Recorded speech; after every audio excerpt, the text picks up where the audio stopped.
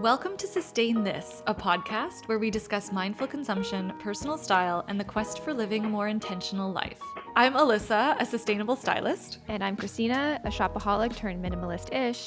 And I'm SIGNE, a color consultant and slow fashion style coach. Together, we will unpack the nuances of what it really means to be a conscious consumer and find more joy in what we have right now. So grab your tea, your coffee, or whatever floats your boat and join us in the conversation. Let's go. Yay. Yay. Hello, everyone. Welcome back to the podcast. So today we're going to be talking about an article written from British Vogue that we came across that was really interesting to us and I think will spark a lot of really good conversation today. And that is, why don't we wear our clothes to death anymore? I think it's really interesting. So they start off this conversation with, there's a really famous photo of Mary-Kate Olsen carrying an Hermes Birkin bag that is basically beat to shit. Yeah. But it's like really cool and sort of appealing because of how beat up it is. And it just like, it's almost this like aspirational amount of usage. And in my opinion, kind of the way a Birkin should be worn. It's kind of funny. I was watching a TikTok last night and it was this girl posting about Jane Birkin and how the Birkin came to be. Like, she used to carry around this little basket bag. She got in a plane, she was upgraded to first class, and she was like kind of like getting settled, and her bag spilled out everywhere. And the gentleman beside her was like, oh, you need to get a new bag. And she's like, oh, I'll only get a new bag when Hermes designs it for me. And the guy's like, well, I am Hermes, so what kind of bag would you like? And so she like she sketched out like what the Birkin would have been, and there were all these great photos of her like essentially using it as like a laptop bag. It's like full of stuff. It's stuffed to the brim. It's used up. It's wrinkled. It's scratched. And I just think we don't really see that amount of usage anymore. And we kind of scoff when we do see it. It's almost like, oh, your stuff's worn out. And there was another great TikTok that inspired this article. So what inspired this article from British Vogue by Emily Chan was a TikToker called Elena Q. So she's holding up, we'll leave the TikTok linked in the show notes as well, but she was basically holding up her tabbies, her Margiela tabby shoes that were just absolutely destroyed, but she was just like, I love them. These are my shoes. I have super glued the soles back on. The straps have broken and I've fixed it. And she kind of made this observation that no one wears their clothes like that anymore. So what do you guys think about that? Yeah, I think it was really interesting that she made that TikTok, especially based on the comments that she was getting from other people saying that, oh, some people don't deserve to wear designer items like this if you're not gonna look after them properly, or like if you're gonna, essentially wear them to death. Yeah. Which is so sad. Like, I've even had a few comments like that, oh, some of your shoes look so worn out, you definitely need to buy new ones. And I think we've had this discussion before, like, where do we draw the line between something is like worn and loved and then worn out? Yeah. Like, who gets to make that decision, and where do we draw the line? Because nothing will stay new forever. And it's like the whole, picturing the item in the wash bin or with scuffs, like, you need to love it beyond that point. Yes. Yeah. I don't know. I think it also makes me think about the weird dichotomy of like, it's okay to be materialistic, like really materialistic with your clothes and what you have, and like love them to death and be obsessed with what you have. It's just because then it allows you to really use it up. And there was a really good, I forget what account it was, but there was a really good saying, and it was like, don't wear what's in, wear it out. And I liked that. I thought that was cool. I can't take credit for it. I'll try and find the account, but I thought it was a nice little like mantra to keep in your head.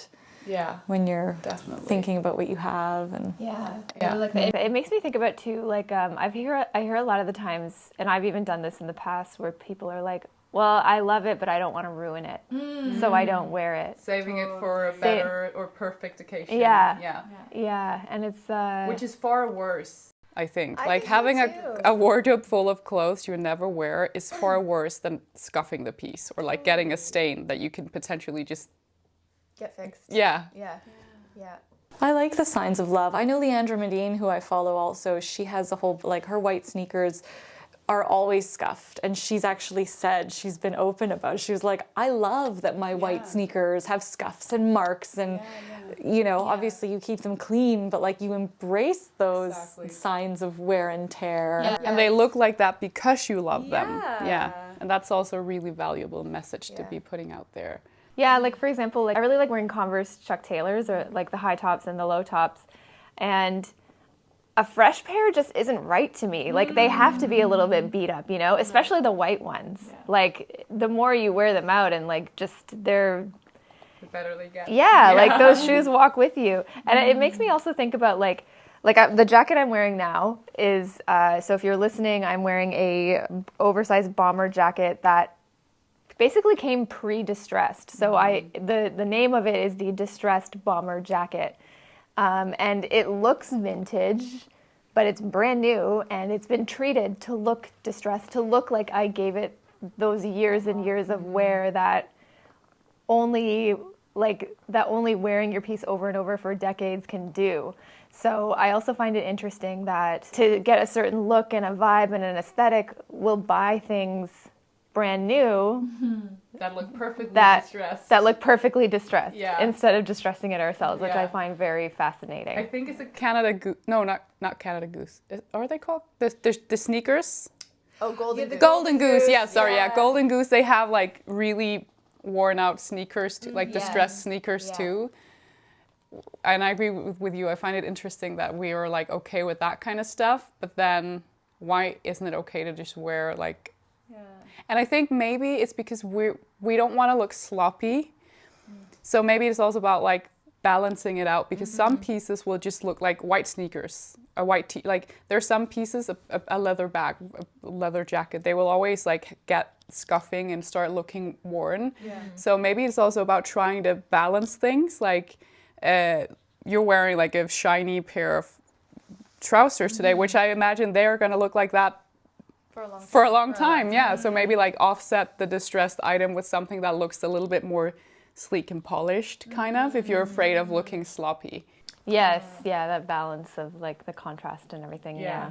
I like, Christina, how you said at the beginning, you used the term, or like that this worn-in, like Mary-Kate's bag is it's like an aspirational worn-in look. Yeah, because we're so drawn to like that photo.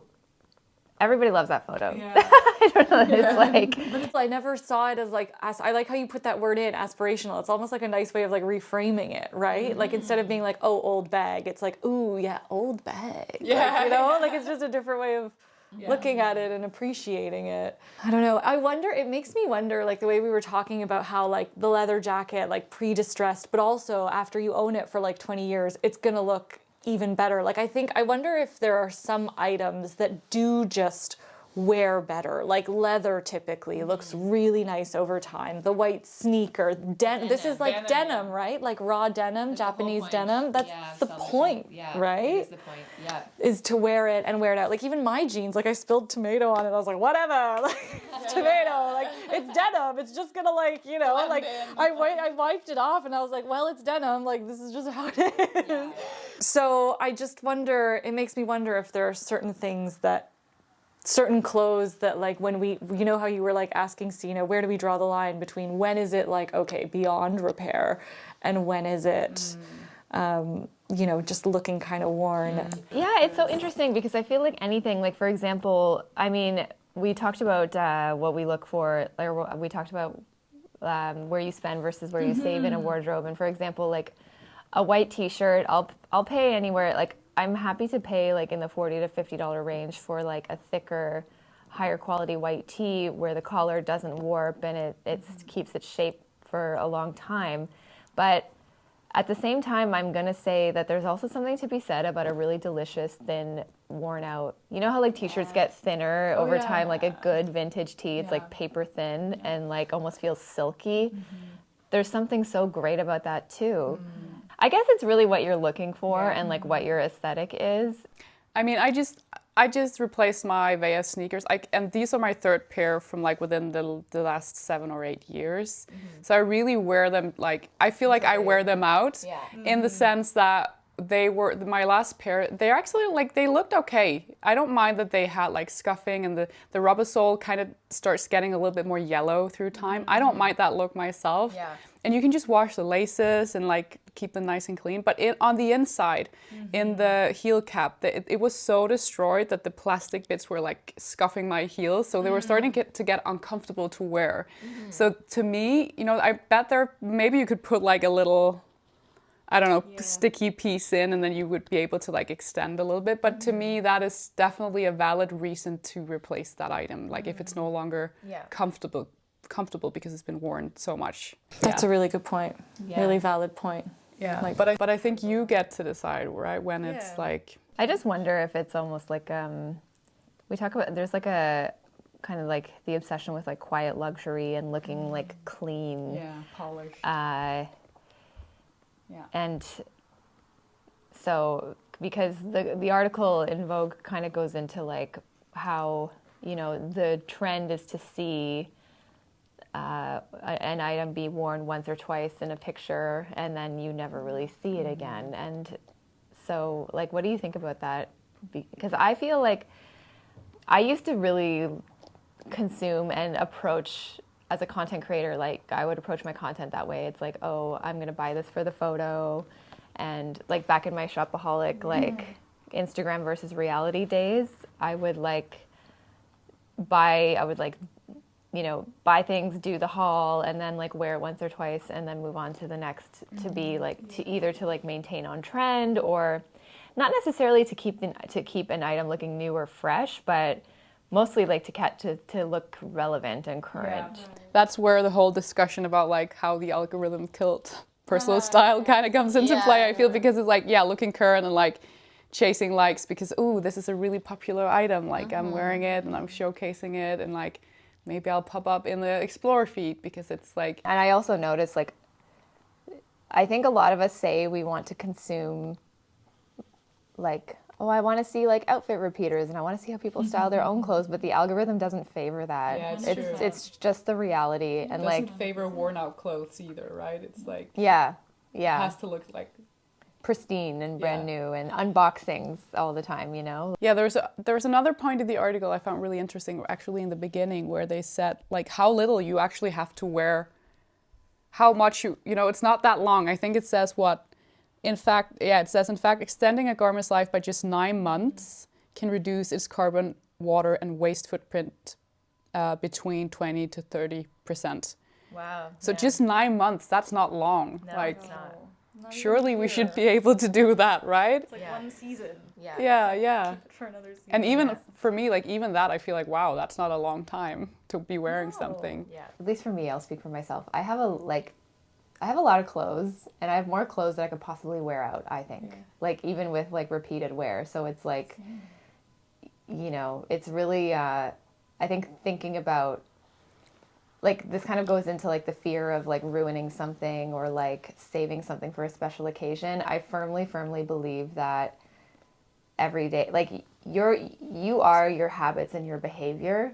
And so if you're not like spending time styling the piece, styling your clothes, wearing them, shopping your own closet, you don't really build that identity that you want to build as like to be like a stylish person, or a person who does shop their closet, or a person who, you know, even aims to wear out their clothes. So I think it like kind of comes back to like the behavior and what you do every day. And so using those pieces instead of like actively using them instead of saving them for a special occasion is like, I think it's like a way that you build that habit. Totally. Yeah, the article does touch on the whole like reselling thing as well, which I think is also pretty interesting, because it seems like some people are afraid to wear their like designer luxury items because they don't want to ruin them, because then they won't be able to like resell them later on. So just the whole, I think there's nothing wrong with like wanting to buy pieces that are like better quality so that you can potentially better resell them later. But that if that's already your focus when you buy the item, then that's a problem. Because they actually say that the secondhand market is becoming similar to fast fashion, because we're just moving our like consumption habit from like one side of the to another one. Yeah, I agree. So we're not really getting to the root of the problem, which is overconsumption. It's always like that. I go back, even with clients, whenever they show me a piece and they're like, I don't know how to wear this. The first question is always, well, what was your intention when you bought it? And this kind of goes back to that intentionality. Like, if, like you said, if you're buying a piece with the intention to resell it, then why are you buying it in the first place? Do you need it? Do you love it? Are you going to wear it? Like, run through all of those questions that will help you make a more intentional purchase from the beginning. Like, I know Vestiaire Collective recently stopped carrying fast fashion pieces or stopped accepting secondhand fast fashion because this is like their position on, I think they see the secondhand market consumption behavior changing into, you know, having such high turnover, so they've stopped collecting that as fast fashion in order to help kind of stem the flow of that behavior, I guess. Yeah. It also goes into, I think the article also talks about how people, there's an increase in popularity for items that are well worn and worn out.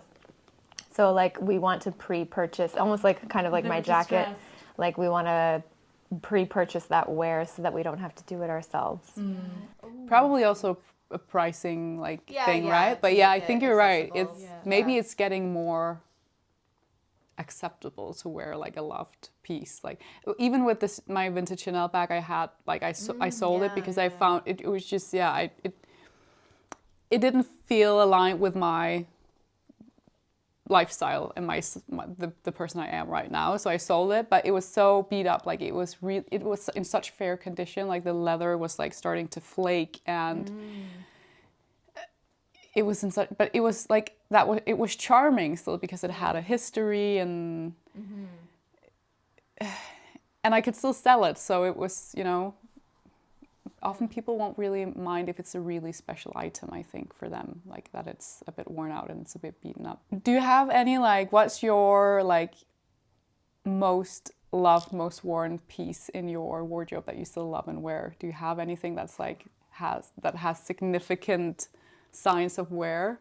I'm thinking about denim or like a leather jacket, or even some of my jeans, like my vintage Levi's. Like there's some that have holes in it, and every time I wear them, they just get bigger. You have a piece from your mom too, right? A pair, or a pair of jeans? Yeah, I have a couple pairs from my mom. That's Yeah, so cool. yeah. But like even those jeans, like she wore them first. I didn't wear them out, you know? It's kind of funny. Like I was thinking about like what clothes have I really worn out? I think it's when I wear things out, I've noticed it's like, you know, it's like a cheaper t-shirt, so the collar warps, and then I turn it into like a hair towel or turn it into like a sleep shirt.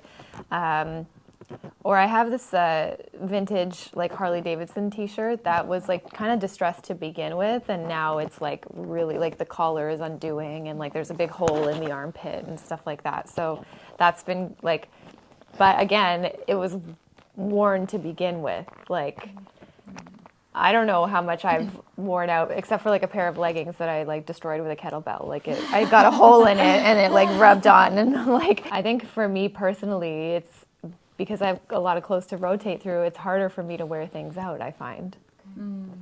Like and like my clothing, like my behavior in getting dressed is less about wearing the same piece over and over and over again. I'll like rotate through my clothes.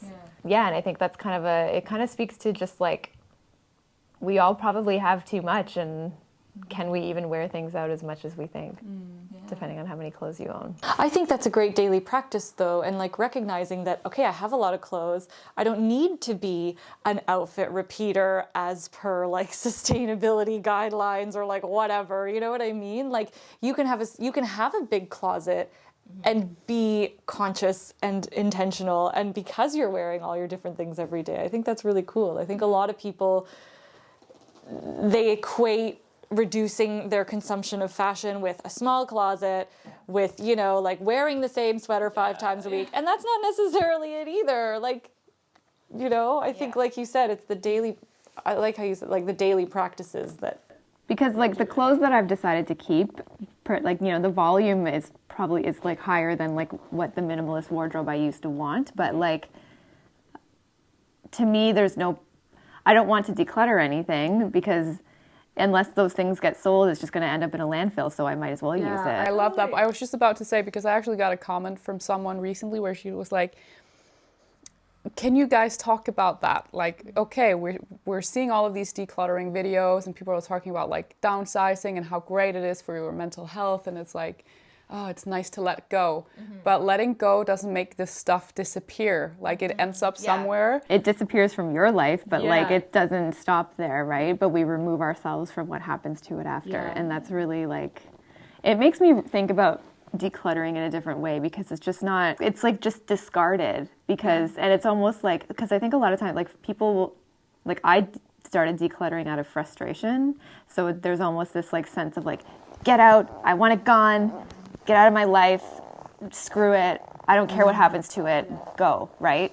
And it's kind of like an aggressive almost like throw your hands up in the air approach. And then so like when those clothes end up in a garbage bag and you take them to Goodwill, like we know that only 25% of those things end up in an actual sales floor. The rest of it goes to the global south, and then they have to deal with it and burn it and like, you know, so it's not like, it doesn't stop there. So I think I do believe in having a plan, having an exit strategy for your stuff before you even bring it in. Which for me is where like, it kind of, you know, I'm like, oh, if someone else can use this, then maybe I don't want to wear it out. So that does make me think about that. But yeah, I like how you put it, that, you know, don't just throw your hands up in the air and be like, okay, I'm just going to send 10 bags of clothes to the, like, and donate them. And I think a lot of people do it, like, they actually, like, genuinely think they're doing something good. By donating them, like it's in the word. Okay, I'm donating them. It's for a good cause, which is like totally valid to feel that way. But yeah, the reality is just different, and I think it's a bigger task to get rid of your clothes. Like it's for me, like I'm not saying I never donate stuff. Whatever I can't sell, I will donate the rest. But the feeling of like selling something, even if I'm not really earning anything from it, it's like, it feels so great to know that this piece is going directly to someone else's home. That's why I always price my stuff to sell, because I just don't, like, that money is long gone, you're never going to recoup that cost. Like, I think the other problem is I think maybe people hesitate to sell their stuff maybe is because, like, I think we put more value on our clothes than they're actually worth. 100%. And so it kind of becomes like a form of resistance to sell it. And it's like, oh, I'll just keep it. But then it just stays dormant in your closet again for another 6 months until you try it again, you know? So it's if you want it gone and you have the energy to sell it, price it to sell. I always find if it's a risky piece, for me, I always buy with the intention of like, if I have someone in mind whose style I know will like it, I'll be like, okay, if this doesn't work out for me, then I'm going to send it to like this person. Like you kind of have a friend or someone who you know, but that's always fun. Strategy. But like, you have your puzzle bag, which is starting to look a little bit. It's looking really worn. But I think it's great. Thanks. Thanks. Yeah. It's good. It's very worn now. It was already quite worn when I got it, actually. Yeah. Because it was the only way I could afford it, I think. I think that's why it was priced so low, because it was so scuffed already. But yeah, I'm actually learning to love it like that, you know? Yeah, we were talking about the fact that, you know, because it's navy, it's probably harder to cover up the scuffing. Yeah. And I feel like brands should have like a bigger role in this. Like if they want to, they market like mend your clothes, like wear your clothes. Okay, but then make it easier. Yeah. Sell like a little bottle of, I don't know, leather care in navy. So because that's a big part of the problem too, and I think it's totally valid. I love the idea of mending, but a lot of people don't have the skills. Yeah. So you actually end up like maybe ruining the piece rather than actually fixing it. And like mending services, I follow this mending Instagram, which is just really satisfying to watch. I'll see if I can find it and we can link it. The Restory? I don't know if that's I don't remember what they're called. If I find it, we can link it in the show notes. But just, it's so satisfying to see how much can actually be done. Like, don't ever judge for yourself whether a piece is worn out or not. Like, ask an expert, I think, because you'll be surprised how much they can actually do. But again, they're like they're not a lot of repairs. They're far between. Yeah. Even tailor, like a good tailor is hard to find. 2 of my local cobblers are shutting down. They're like, we don't have anyone to take over. No one wants to do this. So it's like, okay, well, maybe brands should like play a bigger role and like try to keep those service In-house as part of their package or their business.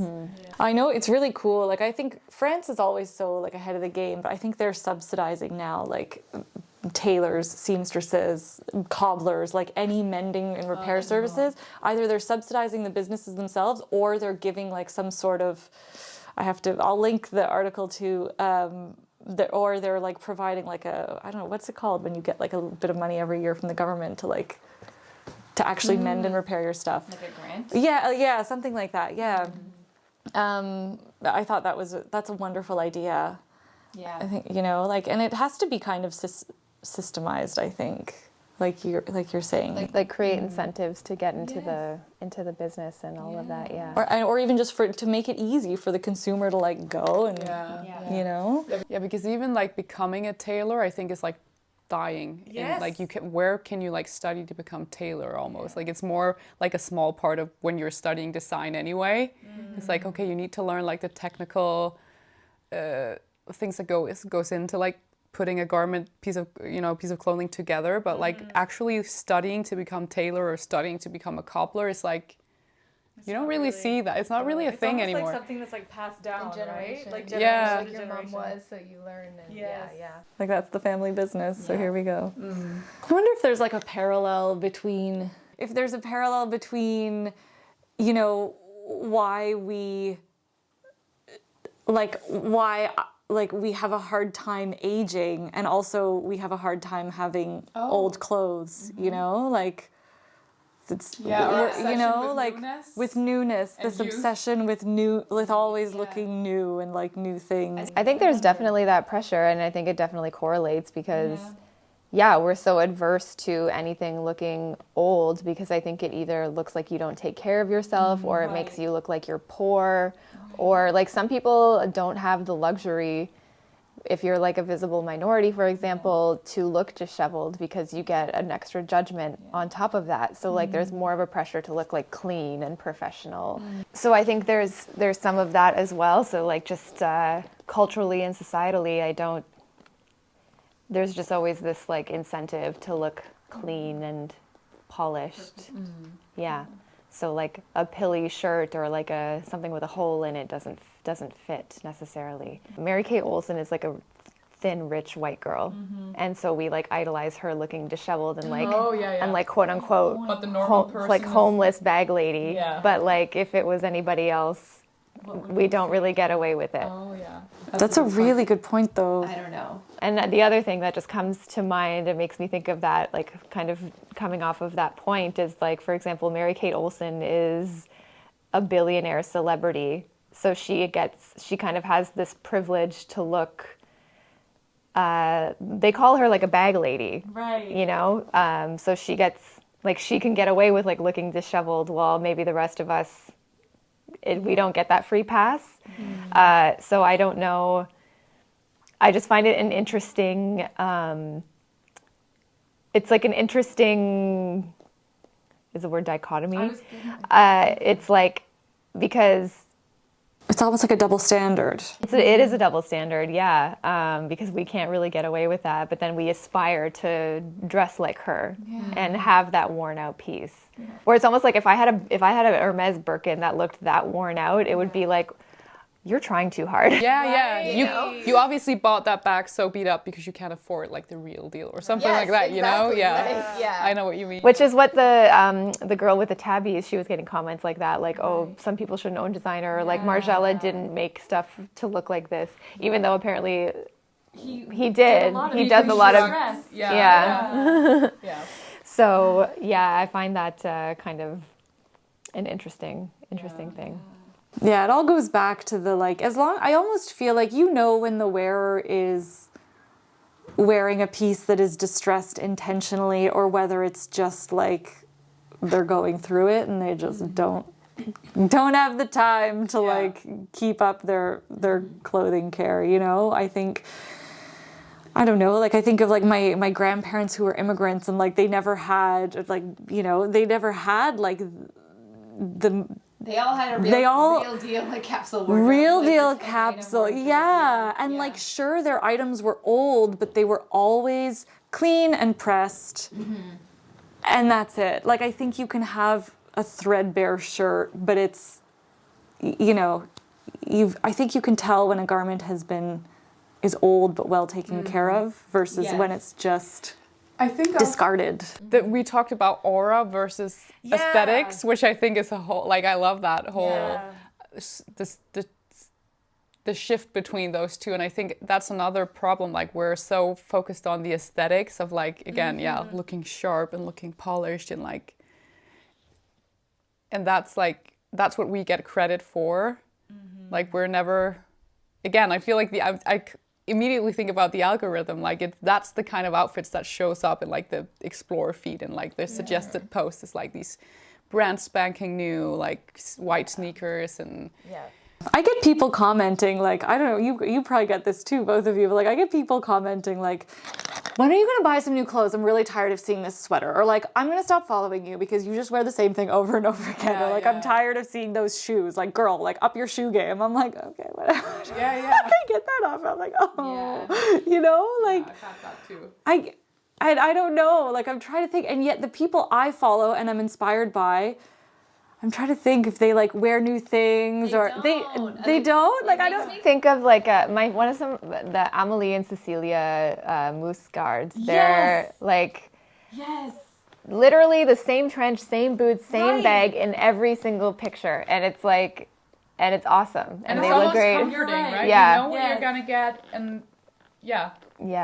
it's a signature look, and it's okay to have a signature look. And we've talked about that before too. Like developing and the other thing too I find fascinating is like, you know, we talk about things to ask before you buy, and maybe a common one is like must be able to wear like 5 different ways with the rest of my wardrobe, but like, when's the last time you wore it 5 different ways?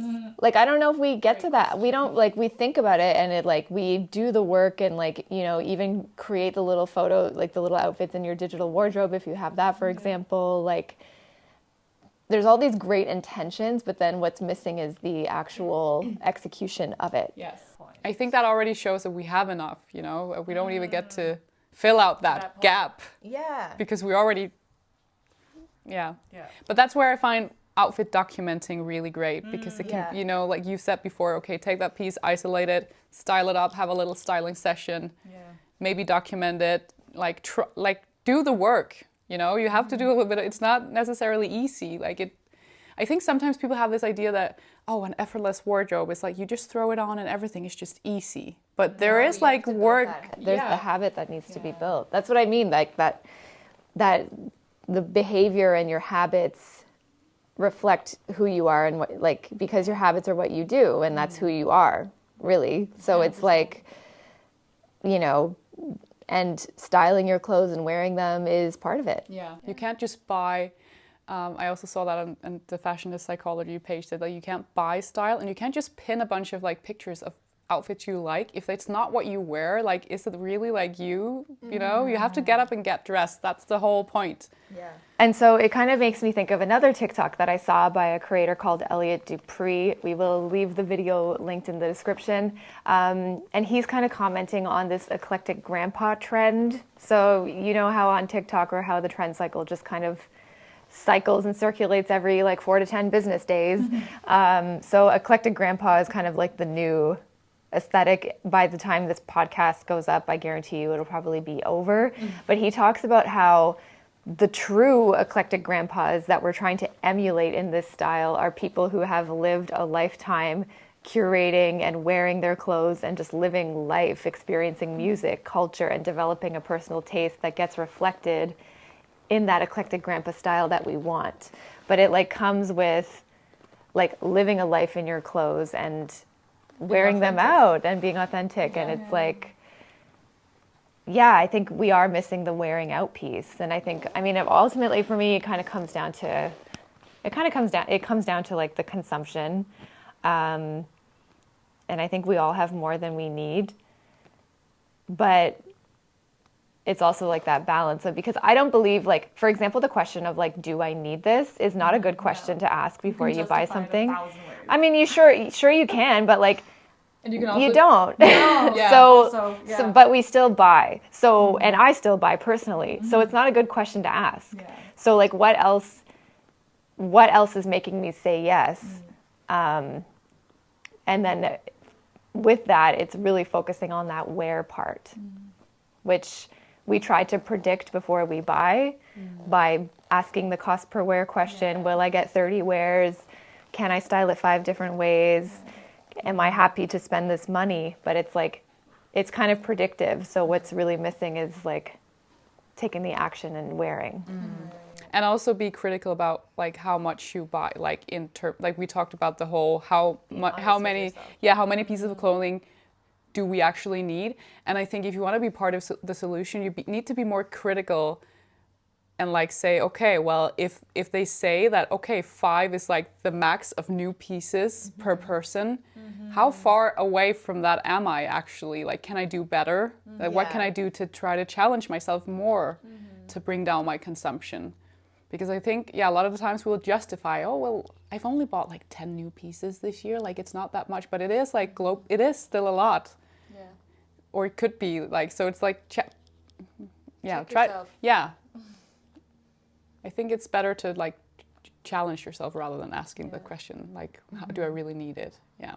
I think with that, it comes with building new habits, because I think shopping regularly, chronically, even if you're thrifting, is another habit. It's another thing that like and I think we give ourselves the free pass by saying that we're buying it secondhand, right? Like, as you said earlier, it kind of down to the consumption, because if you're doing weekly thrift hauls even, or clothing swaps even, like, how can we physically wear all these clothes? And I'm asking myself this question. This is not just to everybody. Like, I have, like, my wardrobe's over 100 pieces. That's like, it's a lot of clothes that a lot of permutations and combinations I can come up with. So it's kind of like, this to me is my own reminder of just like,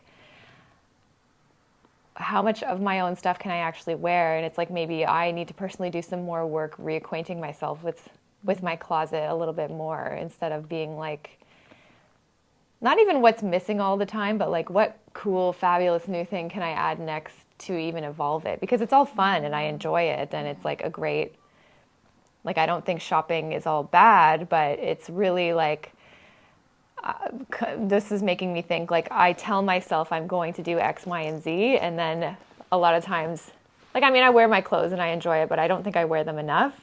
And then when you keep bringing in something new, you're always behind. You're always chasing the amount of wear that you said you're going to give it. You know? Good point. You mentioned that in another episode, and that thought always stayed with me, about like giving yourself that breathing room with whatever. Like, it's fine, buy something new, but then give it space. Yeah. Give it space. Like, give it time to enjoy it and wear it and learn how to wear it, and then if you need to add, go for it. I just that's stuck with me a lot. Like, giving whatever is new space. Yeah. I like how in that TikTok that you shared, Christina, how he said it's like what did he say? It's like an epidemic of personal style. And I wonder if it's like, maybe I'm like gonna sound really old, but like, I wonder if it's a generational thing. Like, as millennials, I can't speak for Gen Z, but like, were we taught that you can buy personality? Like, were we taught that you can buy being cool? Like, I don't know. Like, I feel like my grandparents, they were probably cool just because they were cool, you know? Like, they could buy their way, do you know? Like, and I wonder if all of these iterations, like all of these super fast, like, micro trends that we see, I don't know, I love it because it's also a form of experimentation, and it allows people to sort of discover, like, oh my God, ballet core, I'm going to do ballet core for the rest of my life. Or, I don't know, like, are we having like an identity crisis that we have to, I don't know. It was interesting how he said it was like this epidemic, and we want to emulate these people who have lived and who are so sure of themselves. Yeah, I think it's instant gratification. We don't want to put in the time or the work that maybe previous generations have. Yeah. Right. I mean, I'm seeing a lot of like parenting like advice, obviously, in my algorithm because I'm a mom, and there's like people talking about why they're trying as long as possible, like introducing social media to their children, and it's because they won't have time to develop their own point of view, because they keep getting constant like bombarded with like other people and other personalities. So I think to your point, I think that probably social media is like disrupting everything for us. Everything's on such an accelerated cycle. We forget to look inwards, and we're like, who do I want to be? Like looking outwards all the time. That's what it is. I think that's what I was trying to get to. It's like, the inward perspective. Instead of looking outside, can we look in? Mm-hmm. Figure out who we are, and then build our closet from that. So let us know what you all think. Why don't we wear our clothes to death anymore? Leave us a comment if you're watching on YouTube. And if you're listening on Apple, Spotify, wherever you get your podcast, don't forget to rate. And we'll see you next week. Ciao. Thank you so much for joining in our conversation this week. If you're enjoying the show, we'd love it if you subscribe to the podcast on Spotify and Apple and leave us a rating and review. It's one of the best ways to support the Sustain This podcast at zero cost to you. We're also a community-led podcast, so if you have any questions for us, topic requests, or even guests you want to hear from, please send us a DM on Instagram at sustainthis_podcast. We read all of our comments and look forward to hearing from you. We hope you join us again next Tuesday, where we'll talk about so much more than clothes. Ciao!